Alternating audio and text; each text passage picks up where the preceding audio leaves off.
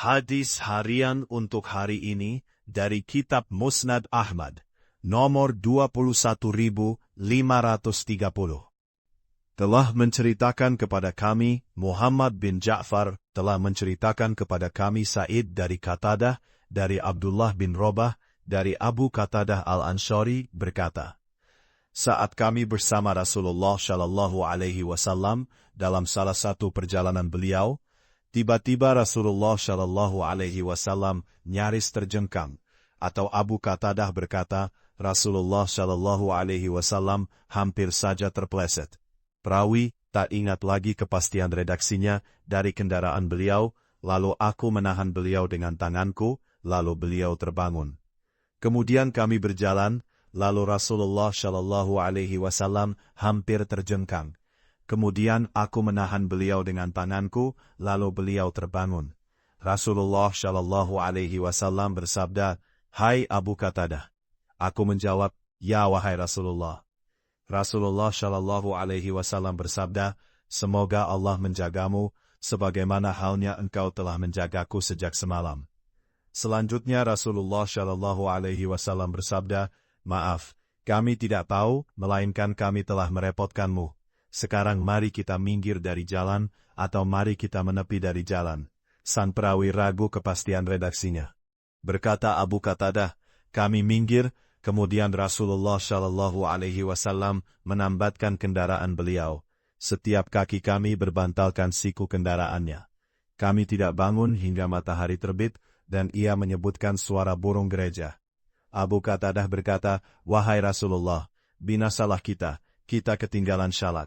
Rasulullah Shallallahu Alaihi Wasallam bersabda, kalian tidak binasa, dan kalian tidak meninggalkan syalat.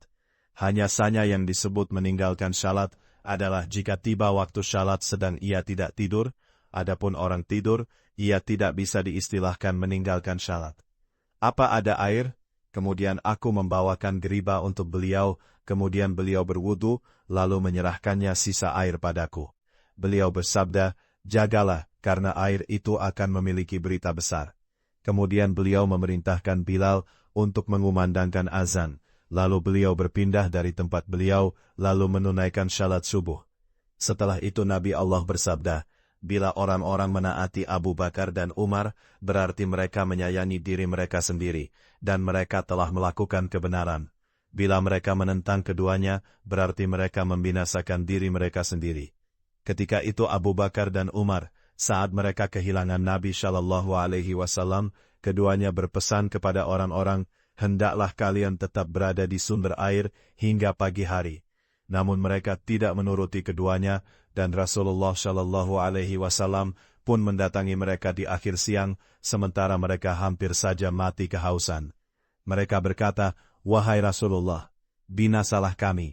Kemudian beliau meminta bejana pun didatangkan, yang ukurannya lebih besar dari tungku dan lebih kecil dari panci. Rasulullah Shallallahu Alaihi Wasallam menghimpitnya, kemudian beliau menuangkan air. Mereka pun minum semuanya, kemudian Rasulullah Shallallahu Alaihi Wasallam menyerukan, apakah ada di antara kalian yang mengambil rampasan perang sebelum dibagi? Kemudian geriba pun dikembalikan, dan di dalamnya berisi air seperti sedia kala. Kami bertanya pada Abu Qatadah, berapa orang kalian?